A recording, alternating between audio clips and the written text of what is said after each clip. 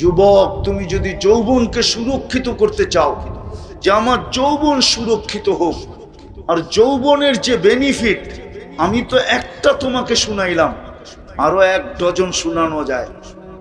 দুনিয়াওয়ালারা তোমার যৌবনের প্রশংসা করুক আর না করুক, তোমাকে মূল্যায়ন করুক আর না করুক, 1 ডজন এই বৈঠকে শোনানো যায় যে আল্লাহ তোমাকে কিভাবে মূল্যায়ন করবে,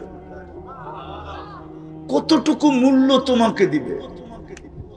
যদি তুমি যৌবনে আল্লাহর রসুলের আদর্শকে নিজের জীবনে প্রতিফলিত করো, পুরুষ যদি পুরুষত্বের ভিতরে আল্লাহর রসুলের আদর্শকে প্রতিফলিত করে, তাহলে আল্লাহ এই পুরুষকে কতটুকু মূল্যায়ন করবে। নারী যদি করে তাকে কতটুকু করবে, গরিব যদি করে তাকে কতটুকু করবে, ধনী যদি করে তাকে কতটুকু করবে, শাসকরা যদি করে তাহলে তাকে কতটুকু করবে। শাসকরা যদি করে, বুঝে তো না, শাসকরা বোঝে না। যদি বুঝতো তাহলে খোদার কসম এই পাওনা কেউ ছাড়তো না। ফেরদাউসুল আলার ভিতরে একটা সোসাইটি আছে, যেমন বাংলাদেশে ঢাকা শহরে অনেকগুলা সোসাইটি আছে। গুলশানও একটা সোসাইটি, বনানীও একটা সোসাইটি, ধানমন্ডিও একটা, বারিদারাও একটা সোসাইটি না, আবার মিল্টু রোড একবারে উন্নত সোসাইটি, ঠিক না? ফেরদাউসুল আলার ভিতরে একটা সোসাইটি আছে, লা ইয়াদখুলুহা ইল্লাল আদিল, ইনসাফকারী শাসক ব্যতীত এখানে কেউ ঢুকতে পারবে না।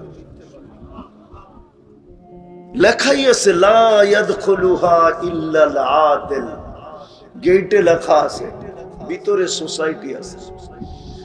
যেমন জান্নাতের ভিতরে একটা লেক আছে, রাইয়ান নামক লেক, ওইখানে শহর আছে বানানো, ওটার ভিতরে হাফেজ ব্যতীত কেউ ঢুকতে পারবে না, শুধু হাফেজ ঢুকবে। আবার ঢুকার আগে 70,000 গেট আছে, প্রত্যেক গেটে 70,000 ফেরেশতা আছে। যখন সে ঢুকবে তো 490 কোটি ফেরেশতা তাকে গার্ড অব অনার দিবে, শুধু সালাম দিয়া না, আবার প্রত্যেকের হাতে উপটোকন থাকবে। এরকম জান্নাতে সোসাইটি আছে। তো যেটা বুঝাইতেছিলাম, রাসূলুল্লাহ সাল্লাল্লাহু আলাইহি ওয়াসাল্লামকে আদর্শ বানায় আল্লাহ পাঠাইছে শুধু আমাদের জীবনটাকে গড়ার জন্য। নারী নারীত্বের জীবন গড়ুক, পুরুষ পুরুষত্বের জীবন গড়ুক, যুবক যৌবনকে গড়ুক, ধনী ধনাত্মর জীবন গড়ুক, গরিব দারিদ্রতার জীবন গড়ুক, শাসক শাসিতের জীবন গড়ুক, শাসনের জীবন গড়ুক, শাসিত শাসিতের জীবন গড়ুক, প্রত্যেক ব্যক্তি তার জীবনটা গড়ুক। এই জন্য এই মাসে আল্লাহ মুহাম্মদুর রাসূলুল্লাহ সাল্লাল্লাহু আলাইহি ওয়াসাল্লামকে পাঠাইছেন। উনি আয়েশা আমাদেরকে করার পদ্ধতি দেখাইছেন, শর্ট সময় কিভাবে গড়তে পারি। জীবনটা তো ছোট, এই ছোট সময়ের ভিতরে যেন গড়তে পারি, তো আমাদেরকে উনি পদ্ধতি দেখাইছেন। ওনার কারণেই আমরা এই পদ্ধতি পাইছি, নাইলে আমরা পাইতাম না। কোনো উম্মত পায় নাই, কোন নবীর উম্মত পায় নাই, 1.25 লক্ষ নবীর উম্মত পায় নাই, 312 জন রসুলের উম্মত পায় নাই, 4 জন উলুল আজমি মিনার রসুলের উম্মত পায় নাই, 3 জন কিতাবদারি রসুলের উম্মত পায় নাই, খলিলের উম্মত পায় নাই, আদম সফিউল্লাহর উম্মত পায় নাই, ইসমাইল জবিহুল্লাহর উম্মত পায় নাই, মুসা কালিমুল্লাহর উম্মত পায় নাই, ঈসা রুহুল্লাহর উম্মত পায় নাই। আমরা পাইছি সহজ পদ্ধতি। যদি আদর্শকে আদর্শ মনে করতে পারি আর জীবনে প্রতিফলিত করতে পারি, তাহলে আমি তো বইলা বেড়াই 1 রাত্র জীবন গড়ার জন্য যথেষ্ট। কয় রাত্র? কয় রাত্র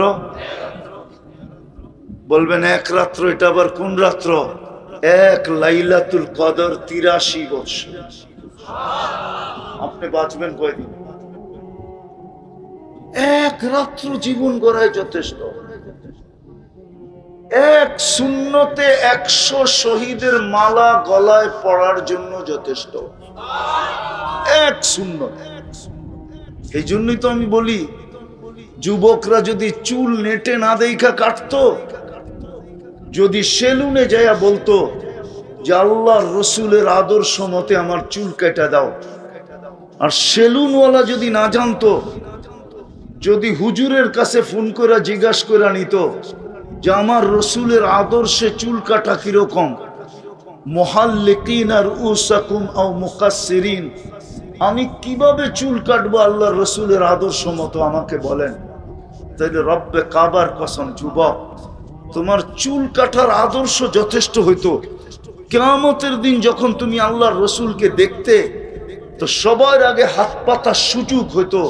তোমাকে যদি প্রশ্ন করতো হাত পাতো কেন, বলে সারা জীবন আপনার আদর্শে চুল কেটে আসছি, আজকে হাত পাতবো না তো কবে পাতবো, কি দিবেন দেন না। কসম খোদা,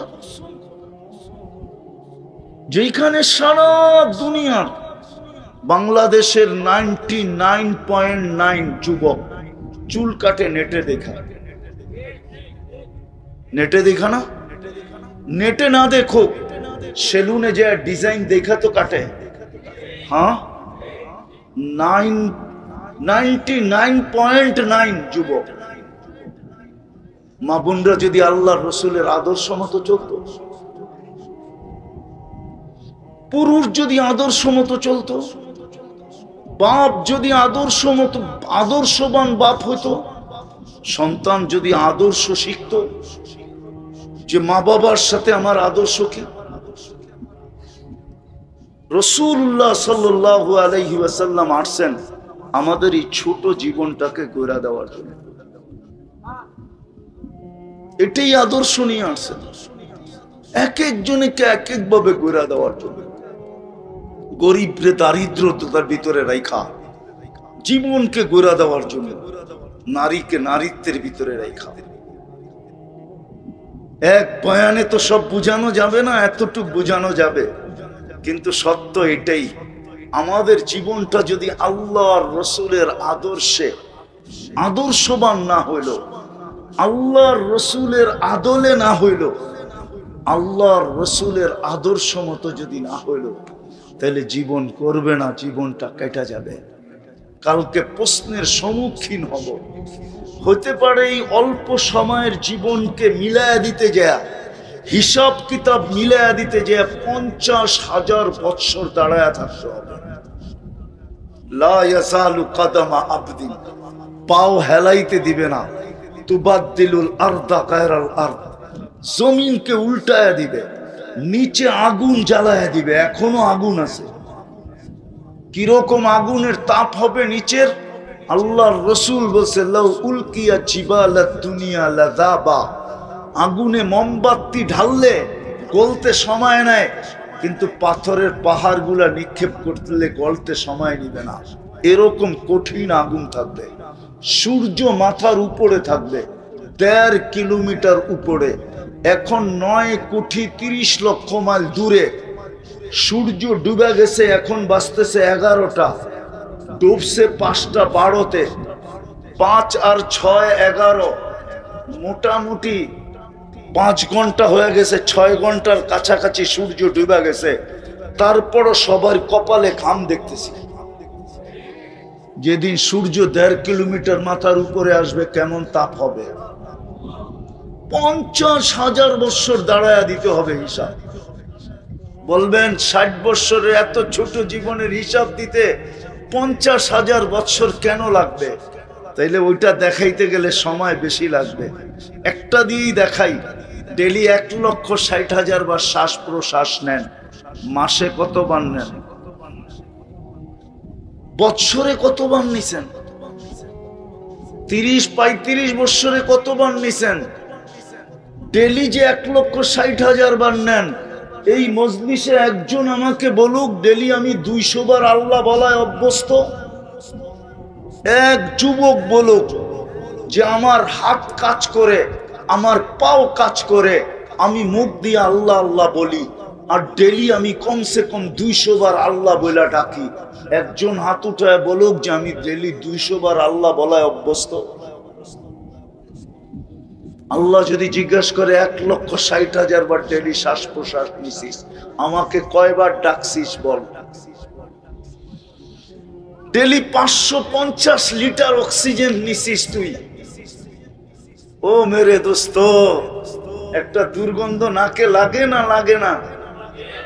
লাগে না লাগে না? নদীর দুর্গন্ধ লাগে? লাগতেছে না লাগতেছে না? হ্যাঁ, এই দুর্গন্ধটা কি ভালো, স্বাস্থ্যকর? হ্যাঁ, কিন্তু এইখানে বসে তো নিতেছেন আর ছাড়তেছেন, ঠিক না? কসম খোদার, দুর্গন্ধ নাকে লাগে, ভিতরে যাইতে দেয় না আল্লাহ।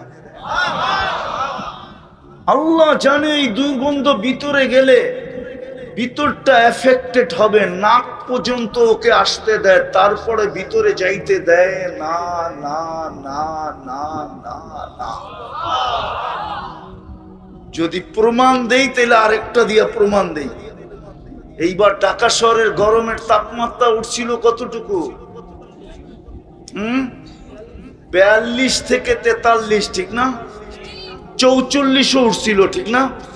বাংলাদেশের তাপমাত্রা উপরে কতটুকু উঠছিল? হ্যাঁ, 44 মিটারে ছিল, গায়ে লাগতে ছিল 50-এর মতো। আচ্ছা, যেই গরমটা গায়ে লাগতে ছিল ওই গরমটা যদি ভিতরে যেত, শরীরের চামড়াটা বেশি মোটা না শ্বাসনালীটা বেশি মোটা? শ্বাসনালীটা কিরকম? বড় পাতলা, বড় সফট, ঠিক না? শরীর সইতে পারছে গরম, কিন্তু শ্বাসনালী যদি হইতো, হ্যাঁ, মানুষ আগুনে পড়া গেলে সর্বপ্রথম ডাক্তাররা কি দেখে?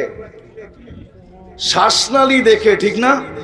কত পার্সেন্ট জ্বলছে। যদি ওইখানে কোনো না লাগে তাইলে কি বলে? অসুবিধা নাই, ঠিক না? হ্যাঁ, আর যদি শ্বাসনালীতে ঢুকা যায় কি বলে? আশঙ্কা মুক্ত না, ঠিক না? তাইলে আমাদের যে গরম গেল, শরীরে 50 লাগলো, 44 মিটারে লাগলো, ওটা তো নাক দিয়ে আল্লাহ ঢুকতে দিল না। সারাদিন তো বাহিরেই ছিলাম। রিক্সাওয়ালা তো সারাদিন রিক্সা চালাইছে, ভ্যানওয়ালা তো সারাদিন ভ্যান চালাইছে, অটোওয়ালা তো সারাদিন অটো চালাইছে, দিন মজদুর তো সারাদিন রোদ্রের ভিতরে দিন মজদুরি করছে। ওকে শ্বাস দিয়া যাইতে দেয় নাই কে? আল্লাহ যাইতে দেয়। আল্লাহ বান্দাকে বড় ভালোবাসে।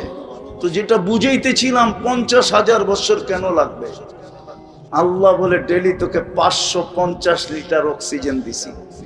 মাসে কত দিছি বল? বৎসরে কত দিছি বল? বৎসরে 2,750,000 লিটার অক্সিজেন নেই।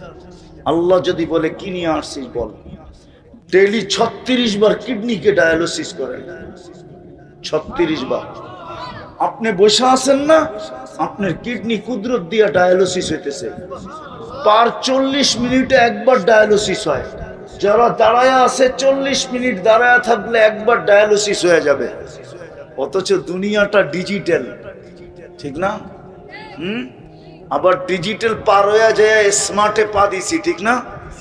দুনিয়াটা, বাংলাদেশটা কি এখন কি? তারপরও 4 ঘন্টার কমে একবার ডায়ালিসিস করতে পারে না। কয় ঘন্টা? কয় ঘন্টা লাগে? আর আল্লাহ করে কয় মিনিটে? 40 মিনিটে একবার ডায়ালিসিস করেন, ডেলি 36 বার। আমি কথার শেষ জায়গায় চলে আসছি। কথা এক গাদা হইলে যত হবে, কোনো দরকার নাই। যদি অল্পই বুঝে আসে কাজে দিবে। জীবনটা কইরা যেতে হবে। গর্ব কিভাবে এই ঝামেলার ভিতরে? আল্লাহ আদর্শ দিয়া পাঠাইছে। মুহাম্মদুর রাসূলুল্লাহ সাল্লাল্লাহু আলাইহি ওয়াসাল্লাম সৃষ্টির সর্দারকে আদর্শ দিয়া বানায় পাঠাইছে। আমাদের ভাগ্যে সৃষ্টির সর্দার দিছেন, সর্দার, যার উম্মত হওয়ার জন্য নবীরা পর্যন্ত চোখের পানি ঝরাইছেন। মুসা আলাইহিস সালামের মতো নবী যার কিতাব আল্লাহ কুদরতি হাতে লেখছেন, এই উম্মতের প্রশংসা দেখতে দেখতে দেখতে দেখতে ফাতারাদাত তাওরাত, তাওরাত কিতাবকে দূরে সরায়া দিয়া বলছে, আল্লাহ আমার কিতাব দরকার নাই, আমাকে উম্মত বানায়া দেন। আল্লাহ বলে তুমি অনেক আগে চলে আসছো, উম্মত হওয়ার সুযোগ নাই। বলছে তাইলে এদের একটু চেহারা দেখায় দেন।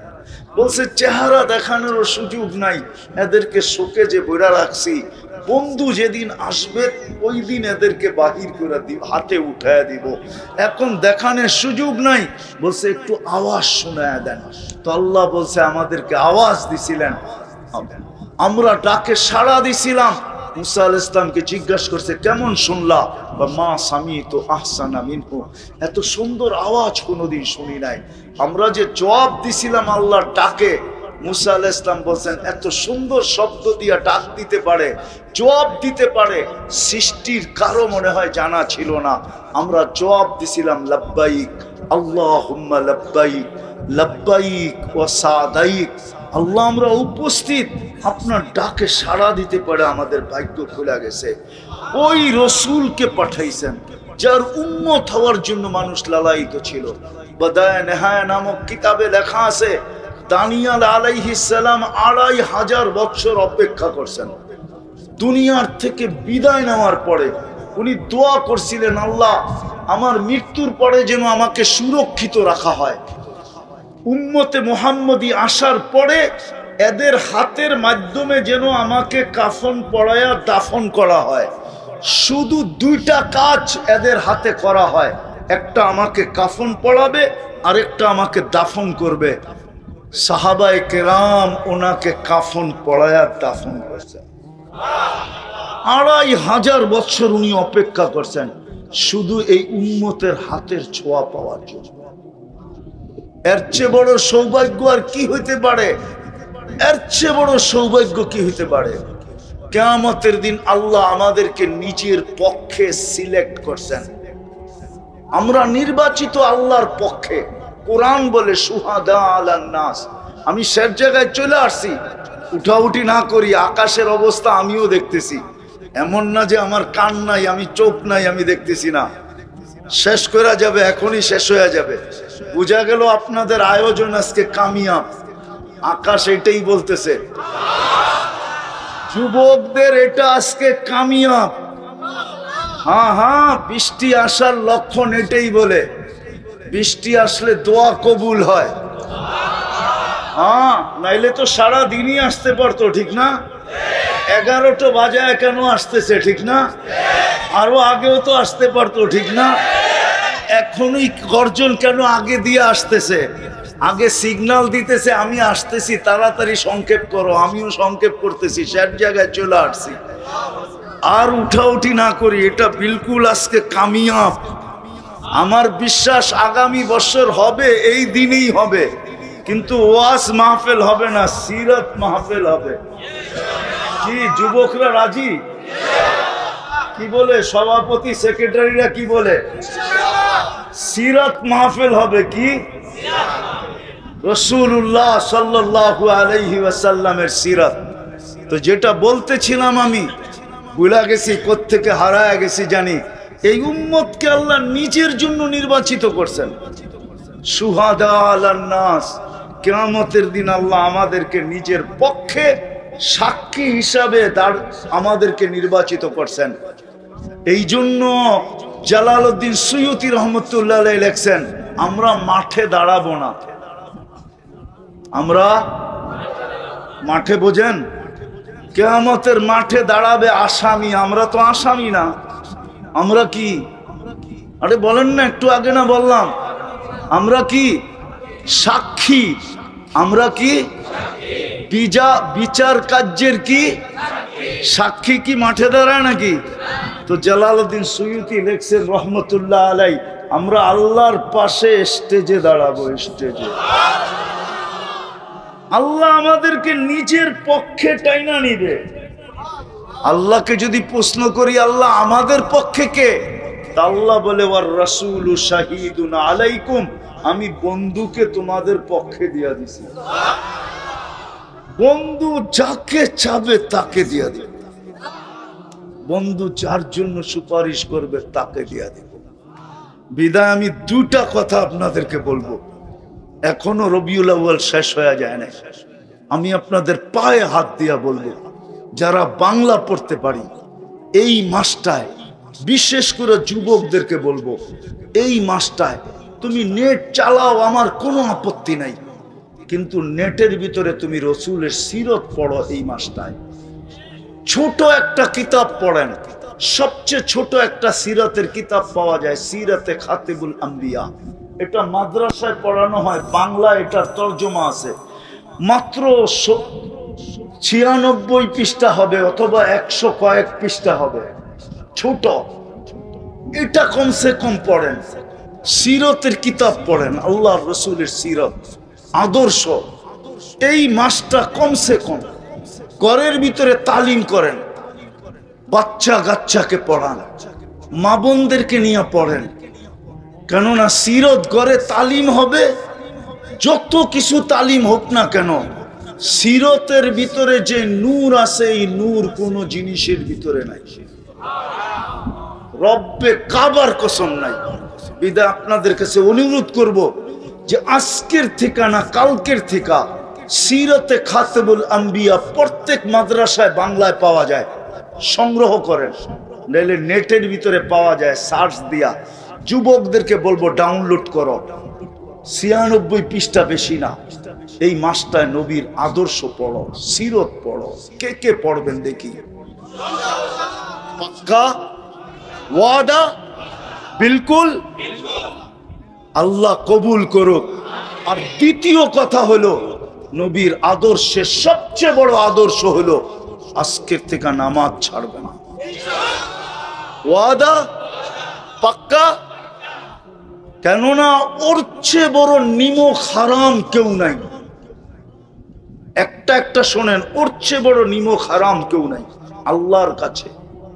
ওর চেয়ে বড় হতবাগা কেউ নাই, ওর চেয়ে বড় কপাল পোড়া কেউ নাই, ওর চেয়ে বড় নিকৃষ্ট কেউ নাই, ওর চেয়ে বড় অদম কেউ নাই, ওর চেয়ে বড় হতবাগা কেউ নাই যে আজান শুনলো নামাজ পড়লো না। সব কথাগুলো যদি সত্য না হইতো, তাহলে আব্দুল কাদের জিলানী পীরানে পীর, পীরদেরও পীর, উনি এই কথা কোনোদিন লিখতেন না। শুকর পর্যন্ত সকালবেলা ঘুমের থেকে উঠা বলে, আল্লাহ কাইলা ইয়াকা আউয়ালা নাযরিন আলা মান লা ইউসাল্লি, আমার প্রথম দৃষ্টিটা যেন কোনো বেনামাজির উপরে না পড়ে। কাফেরের উপরে পড়ে পড়ো, মুশরিকের উপরে পড়ে পড়ো, ইহুদি খ্রিস্টান হিন্দু বন্ধুর উপরে পড়ে তো পড়ো, কিন্তু কোন মুসলমান বেনামাজির উপরে যেন না পড়ে। কারণ আল্লাহ ডাকলো, সে আসলো না। আর আল্লাহ রসুলের সবচেয়ে বড় আদর্শ হলো এটা, 5 ওয়াক্ত নামাজ। বিদায় ওয়াজ কামিয়াব হবে ওই সময়, যেই সময় আমরা কালকের থেকে অঙ্গীকারবদ্ধ হইয়া 5 ওয়াক্ত নামাজ যেখানে আসি, ওয়াক্ত হইতে দেরি, ওইখানে দাঁড়াইতে দেরি করব না, ইনশাআল্লাহ পড়বো। পাক্কা? আল্লাহ আমাদেরকে আমল করার তৌফিক দান করেন। ওয়ামা আলাইনা ইল্লাল বালাগ।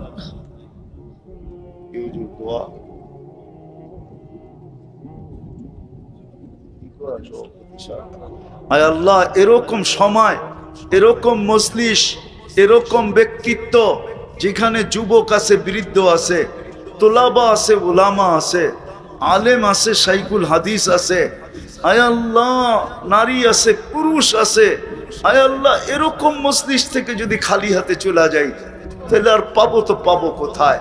বিদায় আল্লাহ বেশি কিছু চাবো না, এটা অবশ্যই চাবো যে আজকের আয়োজন যেন কবুল হয়, এই আয়োজনকারী যুবকরা যেন কবুল হয়, শ্রোতা যেন কবুল হয়, বক্তা যেন কবুল হয়, আজকে যেন এই এলাকাটা কবুল হয়, আজকে যেন এই মাহফিলটা কিয়ামত পর্যন্তর জন্য কবুল হয়, প্রতি বছর যেন ওরা সিরত হিসাবে এটাকে করতে পারে।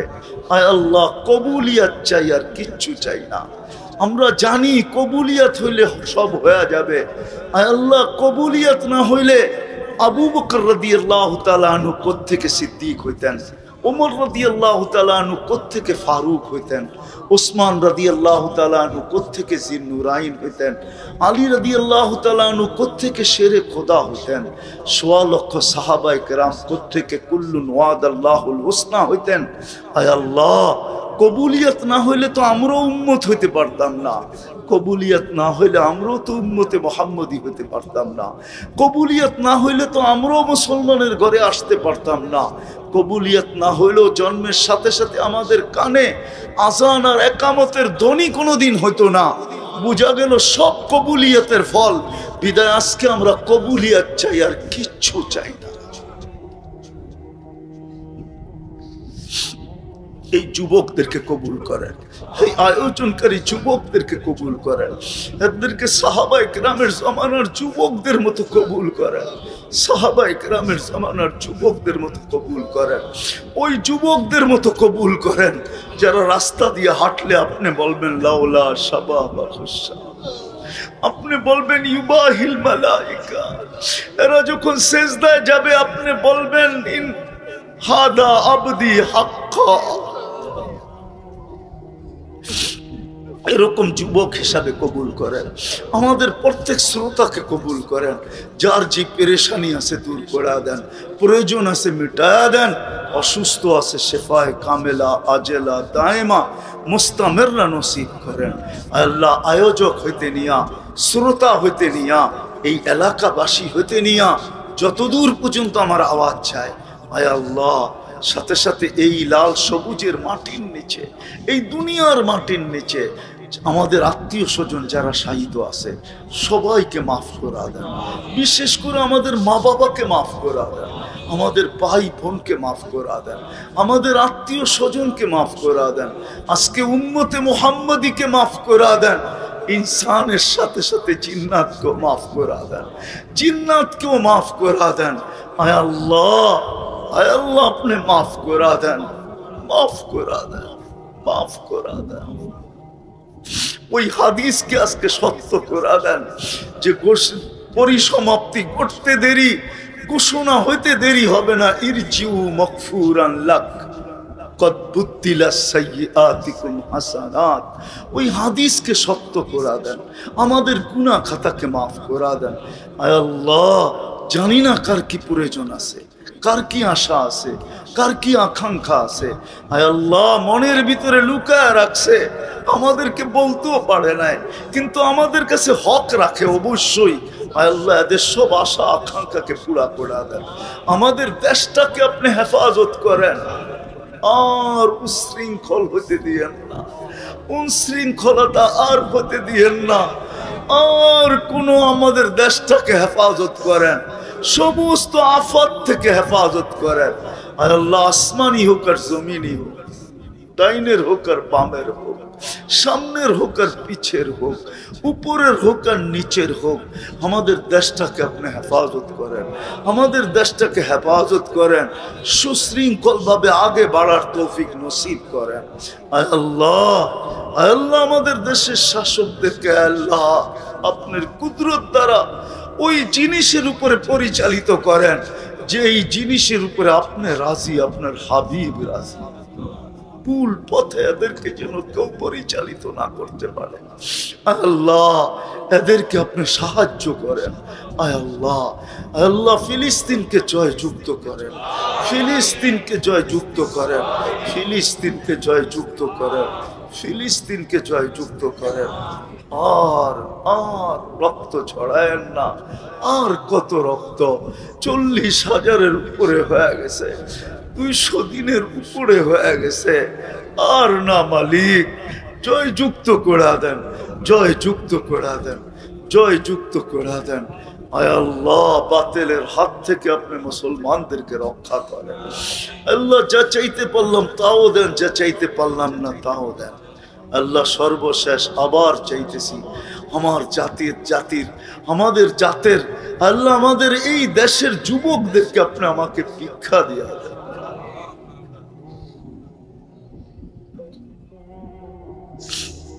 আমার জাতির যুবকদেরকে আপনি ভিক্ষা দিয়া দেন, আমার জাতির যুবকদেরকে আপনি ভিক্ষা দিয়া দেন, এদেরকে সঠিক পথে পরিচালিত করেন, এদেরকে একা নেক বানায় দেন। আয় আল্লাহ, আপনার হাবিবের মাহবুব বানায় দেন। আমাদের ভাগ্যের সৃষ্টির সর্দার দিছেন, সর্দার, যার উম্মত হওয়ার জন্য নবীরা পর্যন্ত চোখের পানি জড়াইছেন। মুসা আলাইহিস সালামের মতো নবী, যার কিতাব আল্লাহ কুদরতি হাতে লেখছেন, এই উম্মতের প্রশংসা দেখতে দেখতে দেখতে দেখতে ফাতারাদাত তাওরাত, তাওরাত কিতাবকে দূরে সরায়া দিয়া বলছে, আল্লাহ আমার কিতাব দরকার নাই, আমাকে উম্মত বানায়া দেন। আল্লাহ বলে, তুমি অনেক আগে চলে আসছো, উম্মত হওয়ার সুযোগ নাই।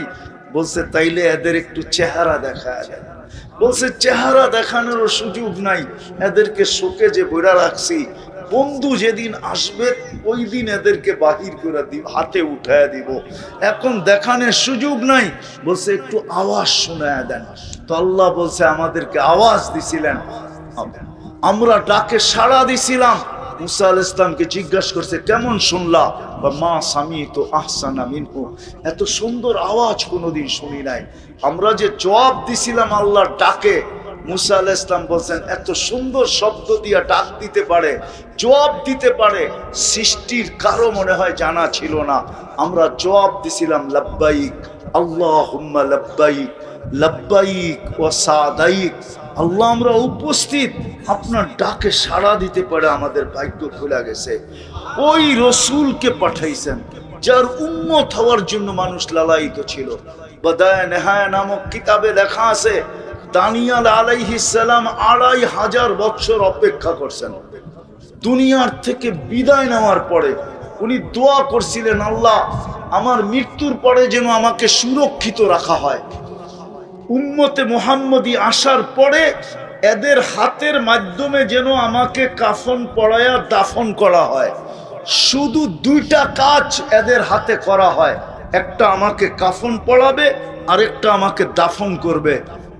সাহাবায়ে কেরাম ওনাকে কাফন পরায়া দাফন করে। কালকে প্রশ্নের সম্মুখীন হব, হতে পারে এই অল্প সময়ের জীবনকে মিলায়া দিতে যায়, হিসাব কিতাব মিলায়া দিতে যে ৫০,০০০ বৎসর দাঁড়ায়া থাকতে হবে।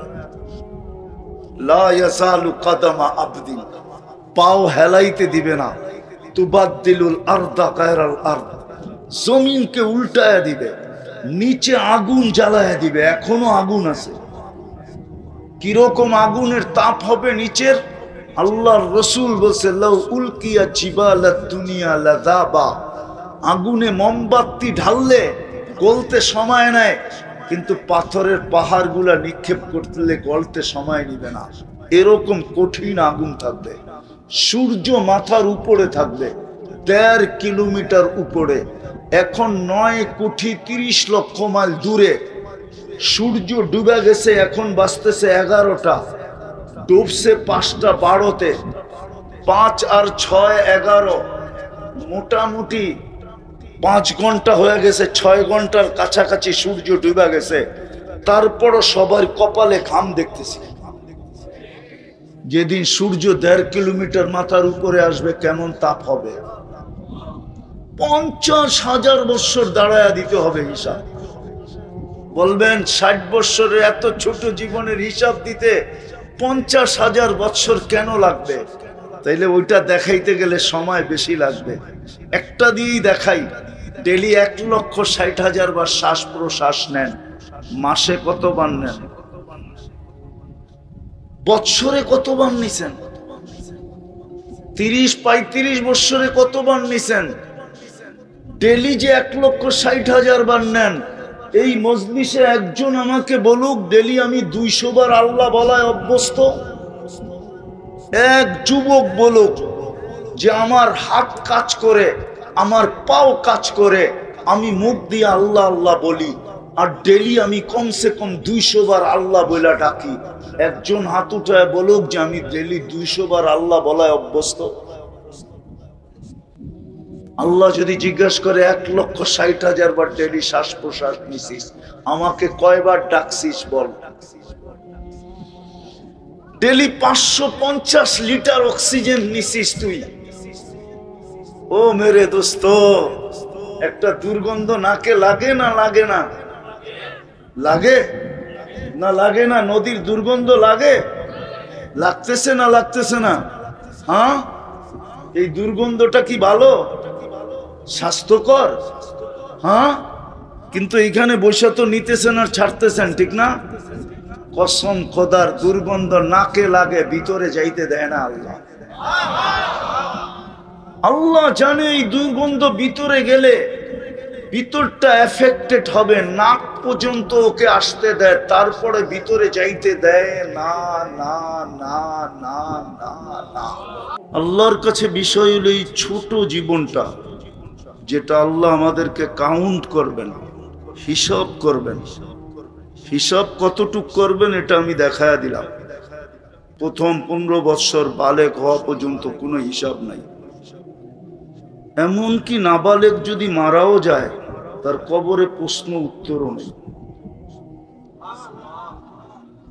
15 বৎসরের বালেগ হওয়ার 1 মিনিট আগেও যদি মারা যায়, তো কবরে কোনো প্রশ্ন উত্তর নেই। তো যেটা কাউন্ট হবে, হিসাব হবে, শুধু অতটুক জীবন আমাদেরকে গড়ে যেতে হবে। কেননা চলে যাইব এখান থেকে সবাই, কারো থাকার সুযোগ নাই। কেউ থাকে নাই, কেউ থাকবে না, এটাই চিরসত্য। কুল্লু নাফসিন যায়িকাতুল মাউত, এটাই আল্লাহর সিদ্ধান্ত, এটাই আল্লাহর গঠনতন্ত্র। যে আসছে তাকে যেতে হবে। এই জন্যই মনে হয় ডেলি আমাদের কানে ধ্বনি আসে, যদিও আমরা শুনি না। কানে কিন্তু ডেলি ধ্বনি দেয় আল্লাহ, ইবনা আদম লা তাফরাহ বিদুনিয়াইকা। মানুষ দুনিয়ার উন্নতি বা চাকচিক্য বা দুনিয়ার আকর্ষণ তোমাকে যেন মাতাল না করে। ফাইন্নাকা গায়রা মুখাল্লাদ, তুমি কিন্তু চিরঞ্জীব না। আবার যুবকরা একটু বেশি আকর্ষিত হয়, এই জন্য আল্লাহ যুবকদেরকে পৃথক করছেন। শাবাব লা ইয়াক্তারুকা শাবাবুকা, যুবক যৌবন যেন তোমাকে ধোঁকা না দেয়। কাম মিন শাব সাবাকাকা ইলাল মাউত, কত যুবককে তো আমরা যৌবন সহ কবরের কোলে শোয়ায় দিলাম।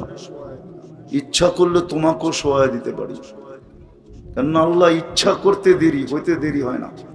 ইদা আরাদা শাইয়ান আন ইয়াকুলা লাহু কুন ফায়াকুন, বলতে দেরি হইতে দেরি হয় না। আল্লাহ বলে তোমাকেও কবরের কোলে শোয়ায় দিতে পারি। কিন্তু হ্যাঁ, আল্লাহ মানুষকে সুযোগ দেন, সত্য এটাই। একবারে ধরেন না, যদিও আল্লাহর ধরা বড় কঠিন। ইন্না বাতশা রাব্বিকা লাশাদীদ, আল্লাহর ধরা বড় কঠিন, যদিও মানুষ এটা বুঝতে চায় না। আল্লাহ মাঝে মাঝে প্রমাণ দেয়। এই জন্য আল্লাহ নিজেই বলছেন অমাকারু, মানুষ অনেক এটাকে কি বলে, প্ল্যান করে, অনেক কি করে প্ল্যান করে। অমাকারু অমাকার আল্লাহ, আল্লাহ নিজেরটা শেষে বলছেন যে তোমরা প্ল্যান করতে করতে করতে করতে যেখানে শেষে যে পৌঁছবে, বল একটা থাকবে, রান 6টা লাগবে। কি বল, রান। আল্লাহ বলে আমি এক বলে ছক্কা পিটায় দেখায় দিব। প্রমাণ তো আর দিতে হবে না, ঠিক না? এরকম প্রমাণ হাজারো দুনিয়াতে আছে। আল্লাহ বলে আমি শেষে খেলবো। তো যেটা বুঝাইতেছিলাম, যুবককে আল্লাহ সতর্ক করেন, আমাদেরকেও আল্লাহ সতর্ক করেন। আল্লাহ বুঝান, আল্লাহ বাধ্য করেন না। এই জমিনটা বাধ্য, বিদায় আমরা মহাশূন্যের এই জমিনের পিঠে বসবাস করতেছি। জমিনটা কোনো নিচে খুঁটি দিয়া দাঁড় করানো নাই, এটা মহা আকাশে ভাসমান। না ভাসমান না? এটা তো মানেন না? মানেন না? সূর্যটা ভাসমান, ঠিক না? সত্য তো? কে বাসায় রাখছে? আমাদের দুনিয়াটা বাসমান, অক্সিজেনের উপরে বাসায় রাখছে, অক্সিজেনের উপরে, বাতাসের উপরে বাসায় রাখছে। আবার শুধু বাসমান না, এটা দৌড়ায়ও। ঘন্টায় 66,000 মাইল গতিতে সূর্যের পিছে দৌড়ায়। আবার এটা ঘুরেও ঘন্টায় 1000 মাইল বেগে ঘুরতেছে। কিন্তু আল্লাহ বলে আমি জমিনকে বাধ্য করছি, বাধ্য। পিঠে যে থাকবে তোমরা থাকবে, তোমাদের গায়ে বাতাস লাগবে না।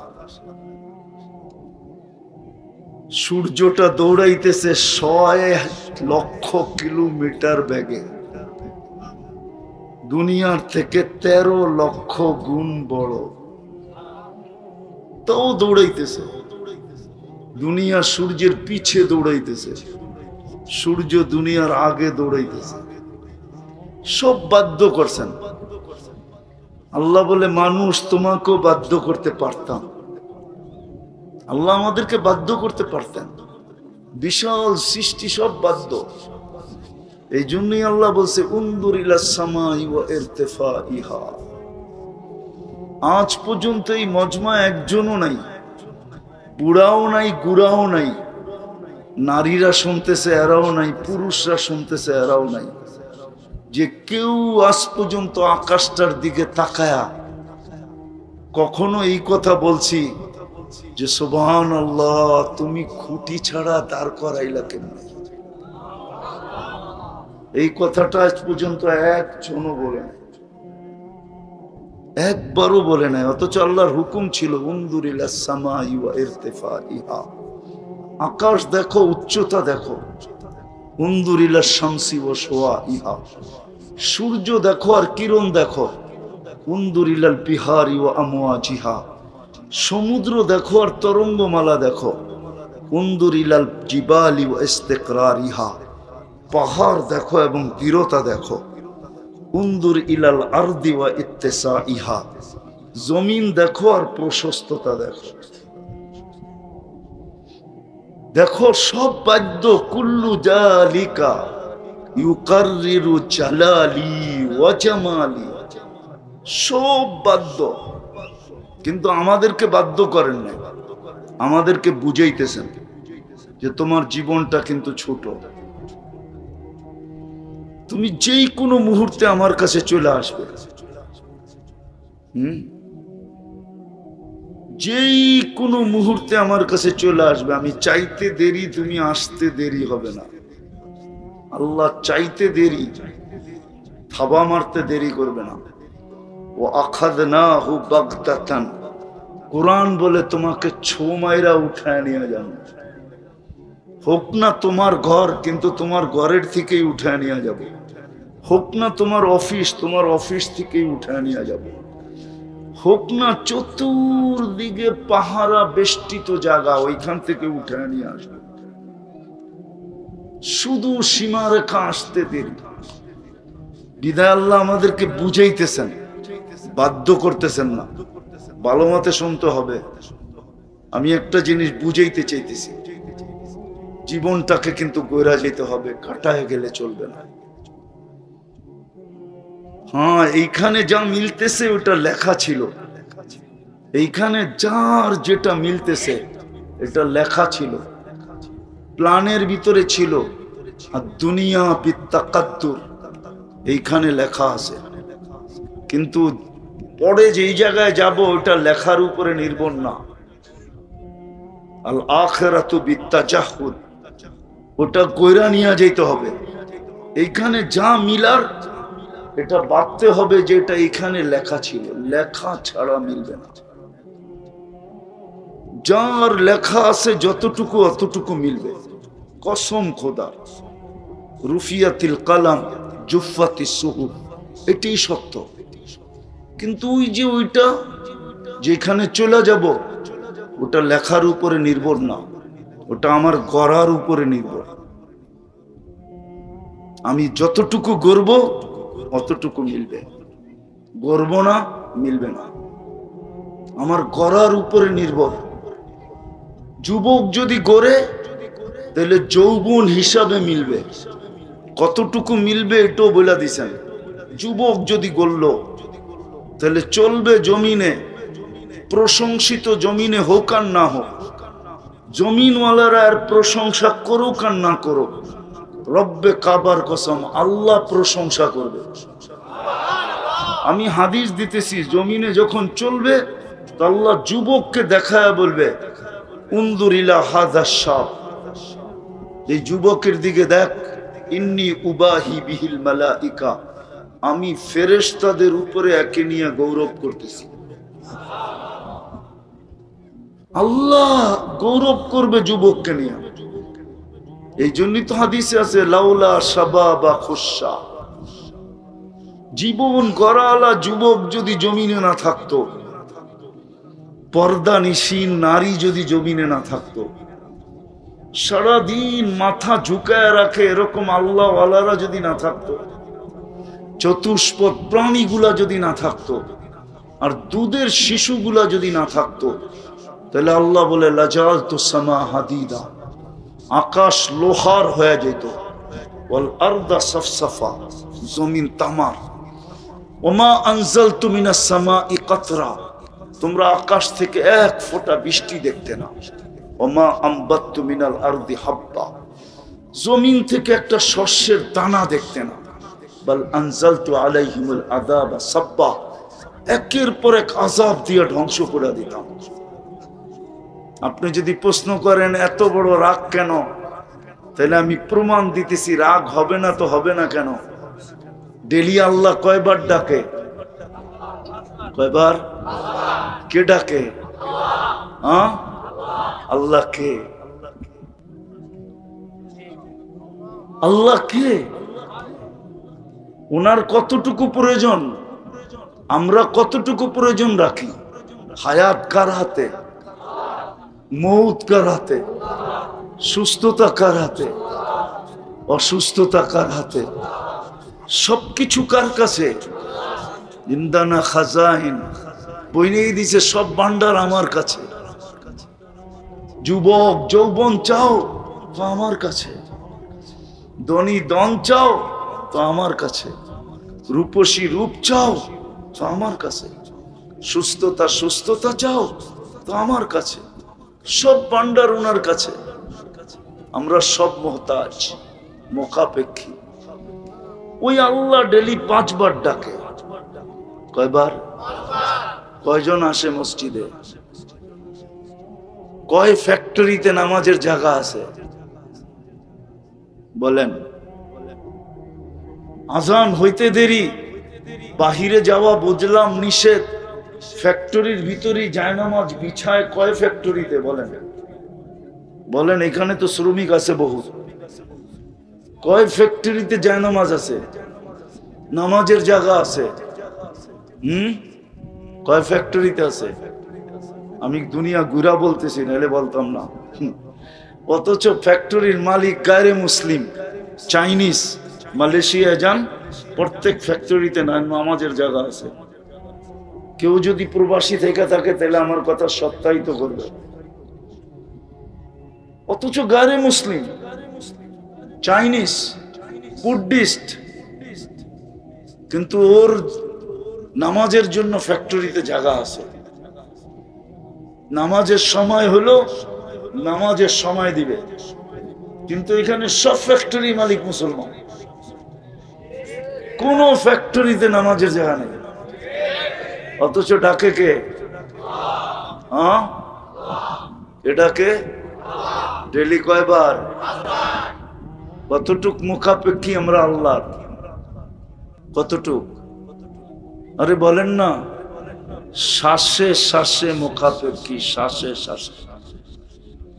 এক শ্বাস স্বাভাবিক নিতে দেওয়ার দাম দিতেছি আমি, দাম শুনাইতেছি। স্বাভাবিক শ্বাস নেওয়ার দাম কতটুকু? 2020-এ বাংলাদেশের এক শিল্পপতি করোনায় আক্রান্ত হয়ে যখন ভেন্টিলেটরে ছিল, ডাক্তারদেরকে বলছিল আমাকে স্বাভাবিক শ্বাস নিতে দাও, আমার সারা জীবনের সমস্ত সম্পত্তি তোমাদের নামে লেখা দিব। পত্রিকায় আছে, পত্রিকায়। আমি নাম বললাম না, নাম বললে সবাই চিনবেন। শুধু স্বাভাবিক শ্বাস নেওয়ার দাম এটা। সারাদিন নিতে দেয় কে? হ্যাঁ, কয়বার নিতে দেয়? ডেলি সারা দিনে 1,60,000 বার নেই আর ছাড়ি। নেই 80,000 বার, ছাড়ি 80,000 বার। কে নিতে দেয়? অথচ স্বাভাবিক শ্বাস নেওয়ার দাম দেখাইলাম। সমস্ত সম্পত্তি লেখা দিতে রাজি ছিল, তারপরও চাইছিল স্বাভাবিক শ্বাস নিতে। আর যুবক, তুমি তো সারাদিন স্বাভাবিক শ্বাস নাও। কদমে কদমে তো তুমি আল্লাহর মোহতাজ। রাত্রে ঘুমায়া যাই, সকালে উঠাইলে না উঠবো? যদি না উঠান, দুনিয়াতে কি প্রমাণ নাই? কোরআনে তো প্রমাণ আছে। 309 বছর উঠান নাই, 309 বছর।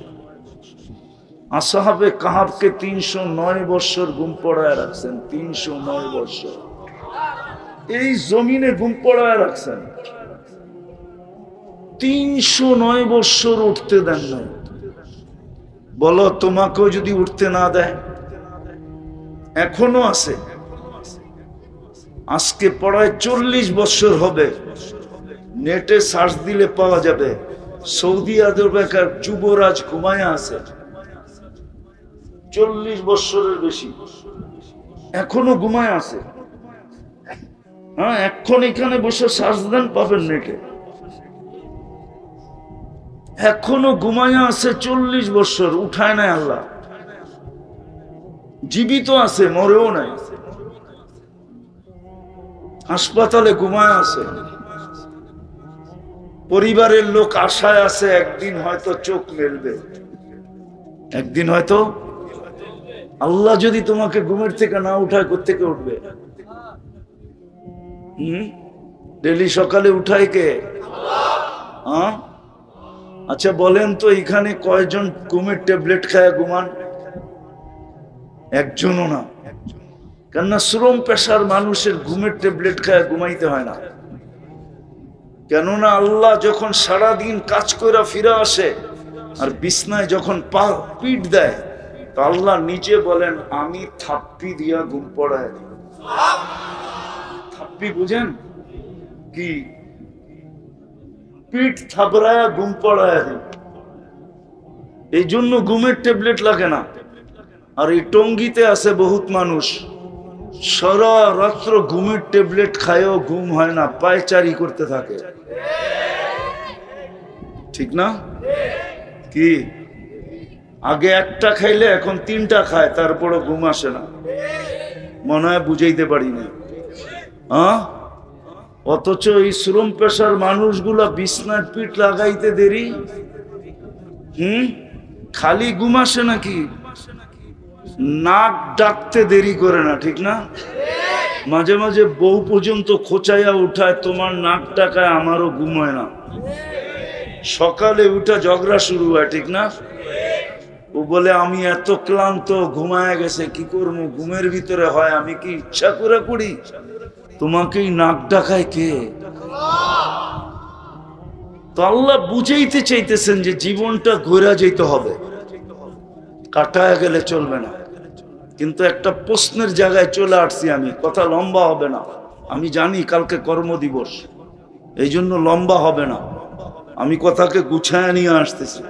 আল্লাহ করুক আজকে বুঝে আসো।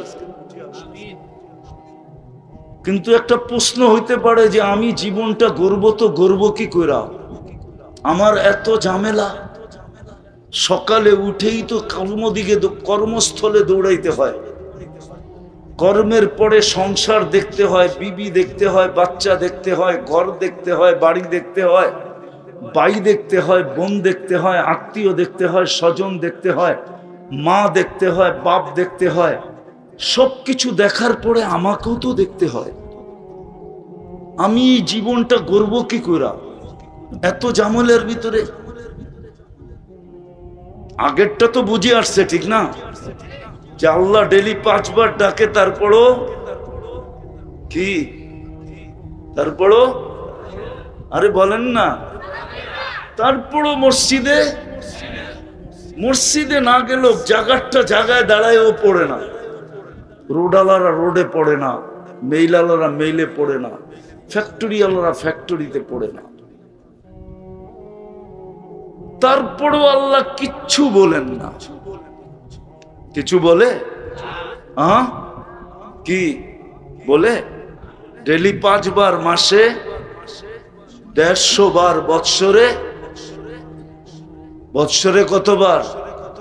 1800 বার, বরং বেশি হবে। 365কে 5 দিয়ে গুণ দিলে দেখা যাবে কত হয়,